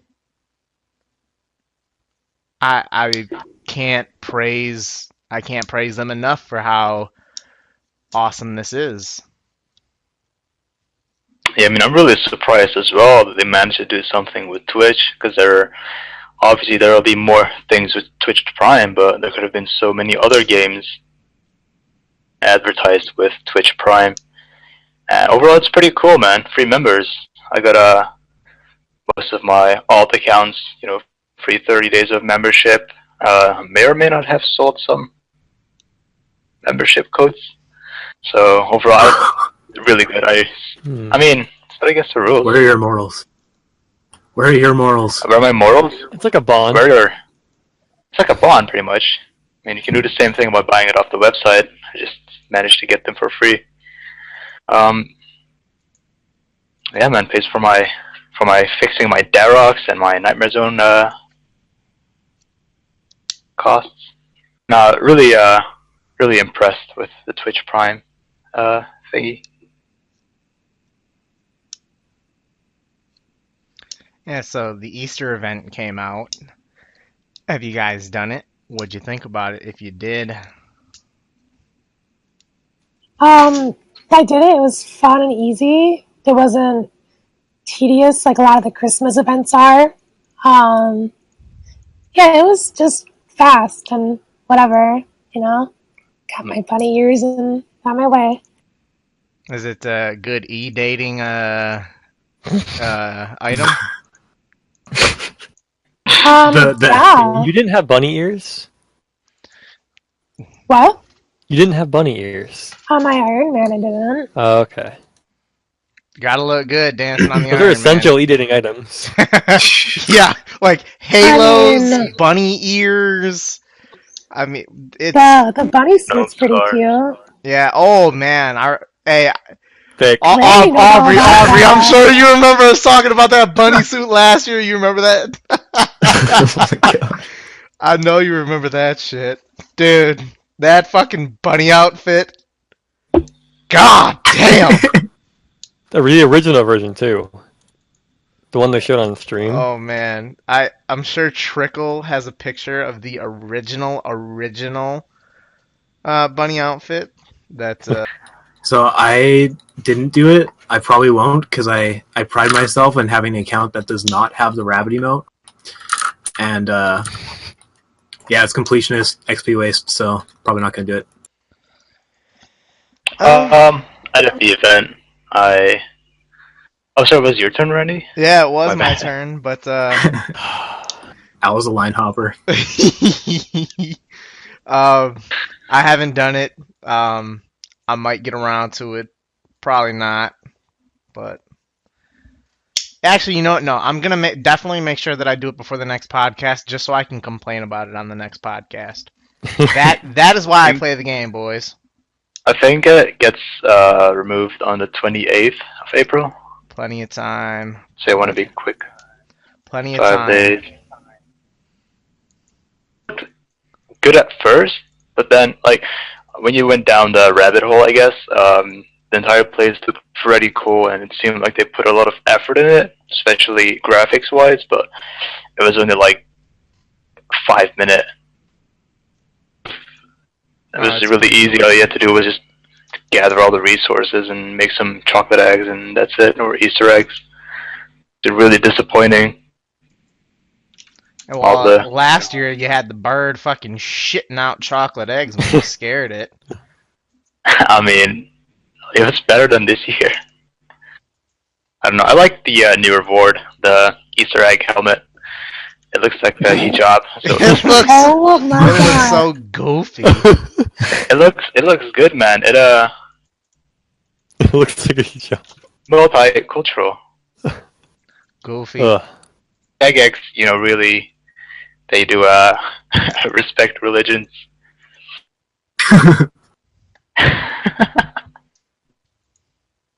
I've never been a fan of the Easter updates. They seem like the least interesting items they release and the least interesting. Oh, I don't know. I think that the summer items. Oh, I love the summer updates. Dude. They get the jankiest items, like that the Mask of Balance.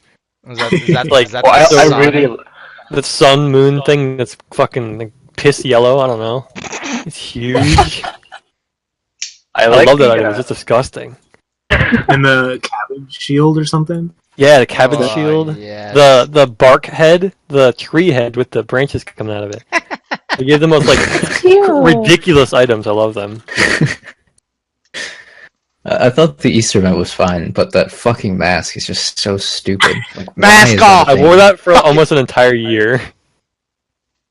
No, I mean the Easter mask. Oh, the hijab. Okay. Yeah, it's just so dumb. Like, ugh. They patched part of it, and your hair doesn't go through it anymore. Hijab, no, it's cute, man. I liked it more when the hair went through. Shit. Like, that's how it feels. That's some RS3 shit. Oh my god. All right. Let's go over this one. Let's talk about double deaths, and they're starting to become a very popular suggestion. And what do you think about the idea of coming out with double death runes at 99 rune crafting? I think it's perfect for the new Slayer what's the word, meta. It's I mean it's great. Gets more death runes in the game. Some money. Yeah, I'm really looking forward to.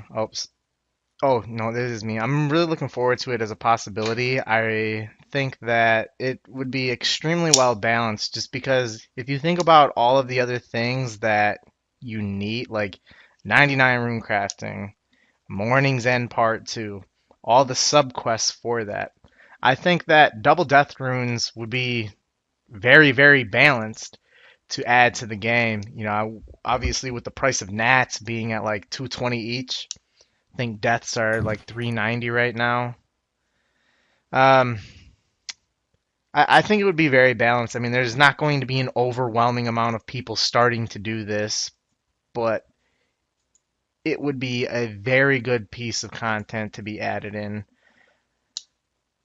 Yeah, I'm originally I didn't think that this was a good idea, but then I started looking at some of the other things that were actually required, like doing Morning's End Part 2 and all of the requirements that you actually need to get up to that point. It takes hundreds and hundreds and hundreds of hours just to get up to that point, and double deaths is a real good idea. I think it'll definitely breathe some life into Abyss rune crafting. Feels like people are steadily just doing that less and less. And this will bring people back to it. It'll be like 1.6 mil an hour or something? Or double more. deaths? More. Yeah. Right now are 1.8. 2.4 mil. Jesus Christ. Nice. Which I think is also very good because of how much PVMing has people use deaths. Yeah. A lot. they're People don't alch that much anymore. Mm-hmm. I think that I think it would fit into the game real nice. I'm really happy about it, and it's giving me motivation to get 99 rune crafting on my alt, which I was gonna get anyway, but it makes me want to like pay more attention to it, kind of thing. And I'm really happy because I'm not pressured anymore to get a quest point cape for fairy ring nats. But yeah, it'll be cool. I think it's good. It's definitely a significant change, but I think it fits balancing wise. No complaints from Mr. Roomcrafting. Do we know the XP runes per hour it would be? It's the same as normal dust, right? A little bit over 30. Okay. Well, they're like 10% faster than Nats, so probably like 32, I think would be doable. I don't think that's ridiculous. Even if No, you're making 2 mil an hour. I think it's a good update. I think we definitely need some more death runes in the game, and it's not like we'll get flooded with death runes either, because a lot of people use death runes. It'd be PKers, like edge PKers, hybriders, Talk about the PVMers Slayers. as well. The barragers. Slayer might take up the majority of the runes in the game. Don't get it wrong. A lot of people PK, with Barrage and Vengeance. It does use a good amount of death runes, and obviously Slayer as well. Slayer tasks. Like Barrage, Slayer tasks, and PVMers like for bosses as well, like Fire and stuff. It'll be a good update. Yeah, hoping that. For me, I just think that it's just so balanced, and it would fit in the game very well with the way that the game has kind of transitioned, where Nats are no longer needed as much as they were before. That's a big reason why they're so cheap right now. Deaths, there's not going to be a whole lot of people doing deaths. I imagine they'd still stay over 300 each if double deaths came out, because there wouldn't be that many people doing it, but it would be such a balanced piece of content. Yeah, no, definitely. Someone mentioned in chat as well, Trident. Trident uses a lot of death runes, and a lot of people use a Trident, so there's no way that death runes would go under 300.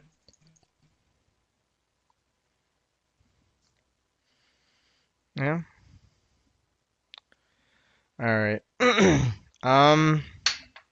Apparently there was a 6-hour Fossil Island stream. I didn't know that this existed. But did you guys watch it? What was it like for people that didn't have the opportunity to see it? Could you perhaps give us a little bit of information on it? And Yeah, I did watch all 6 hours of it. I've seen every design stream so far, and I have to say this is the most boring one of all of them. It was just them designing wall kits the entire time. There was no mobs, there was no NPCs, there was no content you'll interact with. It was just them making walls, and them being like, "Oh, does this wall slope well? Do you think the colors on this wall look good? This wall needs to have go well with this other wall," for 6 hours. And the walls were brown, so just looking at brown walls for 6 hours. Yeah, I watched the first half hour of it before I got bored and turned it off. I generally am not a big fan of the design streams, but I would have enjoyed it more. Are fantastic. See, I think they're good for the community, but I just personally don't like them. But yeah, I just think it was kind of boring. Plus, I think, what's his name, Mod West had that flashing thing on the screen, the selected tiles were flashing, and that was kind of driving me crazy. Yeah, every time you click on the map, every tile would flash a different color. Yeah, he was saying so that he knows which one's selected, but man, that was driving me crazy. Yeah, I didn't watch it, so I don't know. Yeah, I didn't watch it either. Well, then remove it. You took your name off. Take your name off. I think they're doing another one this sorry. week of a new thing for the Inferno, like another mob. In a design stream? Yeah, it's either this week or next week. They're doing one more. It's with Ghost. Oh, that'll be cool. Hey, do you want to talk about the Inferno Cave graphics? Yeah, go ahead and free flow talk about it for a bit. I didn't watch, so I don't really have anything on it, but if you guys have anything to say about the Inferno, go for it. It looked like shit. It was bad. It was really, really bad. What did it look like? Very burnt upset. baked beans. It looked like a burnt pizza. Burnt baked beans? I mean, it looked like bad. I'm sure it couldn't have been that bad. I mean, I think it looked bad, but it looked old school. Nah. That's true. That's what Like, we it want. It was, It looked like a better version of the Fire Cape. I would say it looked like a worse version of the Fire Cape. That's what I did. A didn't like. darker version of it. I don't know. It wasn't different enough from the fire cave. When I saw it, when I initially looked at it, I didn't even know it was a different item. I had to look at it for like 5 seconds before I realized it wasn't a fire cave. Yeah, it doesn't look that like new tier best in slot melee KP, but it looks like something from the game, I guess. Yeah, I'm glad it's not a copy paste from RS3, like an old school RS3 graphics kind of thing. I'm just so glad they didn't do the Dorito cape thing people were pushing. Yeah. Or the purple thing that Ghost designed like 2 years ago. Oh, that one was not too bad. That one was not too bad. I want to make a great. I thought that the purple great. Yes, the purple fire cape with like the with like the giant blade thing. Yes, the one like a Chaos Ellie like shitting out a sword. The one shoulder. It looked fantastic. That original thing that like because that was like one of the first things that he did when he got on the team. You know, I thought it looked pretty. I really liked that original fire cape from 2 years ago or however long it was. To each his own. I'll get a picture up of the new one. I really like that old one. I know Trickle has a picture somewhere. All right, let's look at the new one. All right, so I've got to say, looking at this, I think it's a little underwhelming. Yeah, it just looks like. I think that it looks a little bit too similar. Mm-hmm. It's bad. It just looks like a fire cape with shitty graphics. That's darker. Yeah. I mean, it definitely looks like a fire cape. The texture itself was really bad. And there's Trickle coming in clutch with the purple. See? Oh my god! What is that? If you got rid of the purple, it could almost be excusable. Oh, gross. That looks incredible, dude. Where is it from? The Dark I'm not Altar? gonna lie. I can't imagine that. You can tell Mod Ghost. You can tell Mod Ghost did it. Purple is the best fucking color. Ew. I was expecting way more from the new cape. I actually still really like the Tokar call, the updated Tokar call from PUC. It's the Is that the Dorito cape? The green Doritos? No.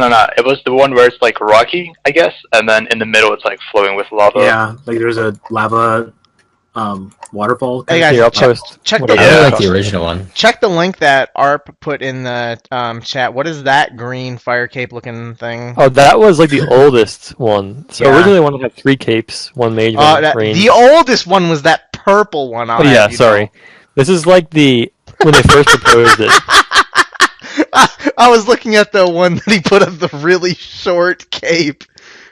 Oh my god. Because they were like, oh, can you make it a backpack instead? Yeah, I guess.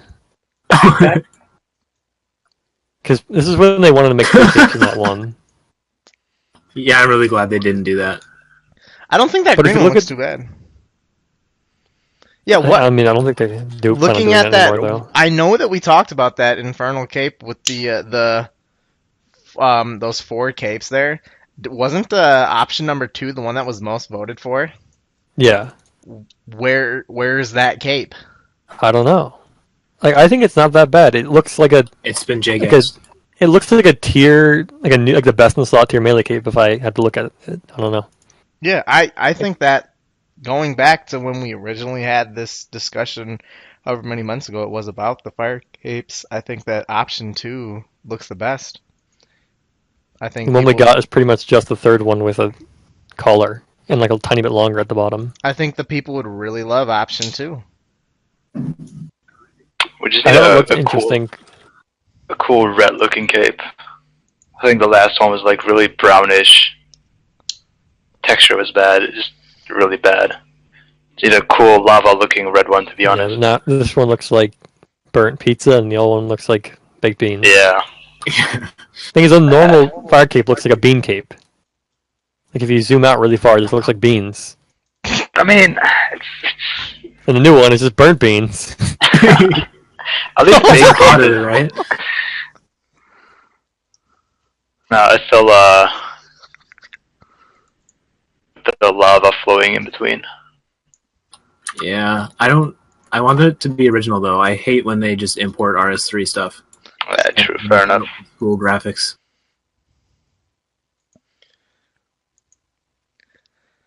All right. And Was there any other topics that anyone wanted to talk about that we hadn't previously discussed? No. Nope. You got a chance. Forever hold your peace, or until next time. the content creators that got invited to Jagex to test the Inferno. Oh yeah. Oh yeah. Oh yeah. Talk about that a little bit. I only heard about it briefly.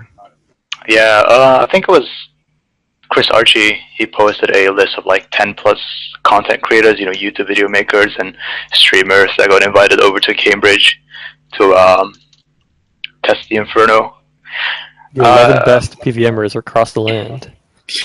Well, unfortunately, they didn't invite Wooks. Maybe Wooks had something to do with IRL that he couldn't make it, but he's not on the list, so... There's a list in the chat. Yeah, it's quite a few, like... players, like PKers. I don't know how well they're going to be. Mostly half of them are just people who PK. Yeah. Commission stakers and people who, like, PK on people's alts that they borrow. Yeah. Interesting. Oh, hey, all right, we got an American going. I'm sure with him testing it, it'll be a good piece of content. Looks like most other people are European, correct? Mm-hmm. Got to get the Americans out there and testing, man. I wish there was some Hexis representation. Oh yeah, we've got some of old. Yeah. I just want to see Riggs' reaction when he fights it. What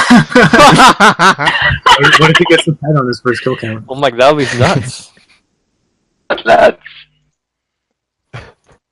Can you imagine? Wow, and no, never mind. I'm really glad actually that Dad Wilson got invited. Yeah. Because he won the Fiery Cape challenge thing, and Wilson is my opinion, really good player, overall player. More importantly, he lives there. All right, so just a couple of things here. I got some stats on the new quest. So the average time to complete the quest was 16 minutes. And what do you guys think about that? It honestly took so long. It took me longer than that. I'll be honest. Yeah, it took me longer. I don't have any 5 minutes. Got a lot of Kendals out there dragging down the average time. Yeah, I don't have any Zaya teleports, so anytime I needed to teleport, I'd use the Max Cape player-owned house portal teleport. So it probably took me like 20, 25 minutes. Yeah, I right around there probably for me. All right, so that is gonna end it for this stream. Not sure when the next podcast will be. Maybe 3 weeks or so, 2 weeks. I'll check my schedule. We were gonna try to do it last weekend, but the schedules just didn't line up for us. Follow us on Twitter at Hexis, and for updates on when it's going to be coming out. Also, we'll be posting periodically throughout the next couple weeks to submit a topic.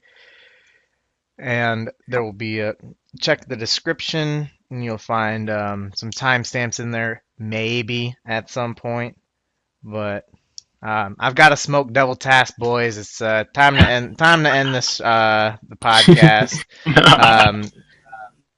We forgot to give out an OS Buddy code on one of the streams. So to make up for that, if you guys to qualify, I'm going to be giving away 2 years of OS Buddy Pro. So to qualify for this, you have to be a subscriber to me on YouTube and leave a comment on the video. No hashtag or anything like that. Just leave a comment.